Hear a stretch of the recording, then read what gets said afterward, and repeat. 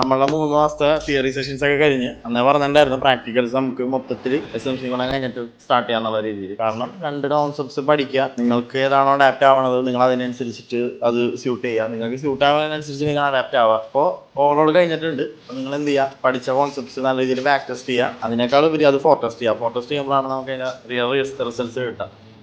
നമ്മൾ എടുക്കുന്ന എൻട്രീൻ്റെ before and after chart update ചെയ്യുക. എന്ത് റീസൺ കൊണ്ടാണ് എൻട്രി എടുക്കുന്നത്, ഇനി അഥവാ SL അടിക്കുകയാണെങ്കിൽ SL അടിക്കാനുള്ള റീസൺ പ്രോപ്പറായിട്ട് എഴുതി വയ്ക്കും. SL അടിക്കാനുള്ള റീസൺ എഴുതി വെക്കുന്നതുകൊണ്ട് തന്നെ നമുക്ക് ഫ്യൂച്ചറിൽ അങ്ങനെ ഒരു എൻട്രി വരുമ്പോൾ ആ ഒരു സെയിം സെറ്റപ്പ് വരികയാണെങ്കിൽ എന്തായിരിക്കും, നമ്മളത് അവോയ്ഡ് ചെയ്യാൻ നോക്കും. സോ അതുകൊണ്ടാണ് ജേണൽ കീപ്പ് ചെയ്യാൻ പറഞ്ഞത്. മാക്സിമം എൻട്രികൾ കുറയ്ക്കുക. ഒരു ദിവസം കുറേ എൻട്രികൾ കാണും, അതിൽ ഹൈ പ്രോബിലിറ്റിയുള്ള എൻട്രി മാത്രം എടുക്കുക. ഒരു ദിവസം എൻട്രി കിട്ടിയിട്ടില്ലെങ്കിലും എൻട്രി എടുക്കാതിരിക്കും. കാരണം നമ്മുടെ സെറ്റപ്പിന് വരാത്ത എൻട്രികൾ എടുത്തു കഴിഞ്ഞായിരിക്കും ആ ദിവസം നഷ്ടത്തിലിടാൻ പോകുന്നുണ്ടാവുക. അപ്പോൾ ഒരു SL ബുക്ക് ചെയ്യണക്കാട്ടും നല്ലത് ആ ഒരു ദിവസം എൻട്രി എടുക്കാത്തതാണ്. പ്രാക്ടീസ് ചെയ്യുക.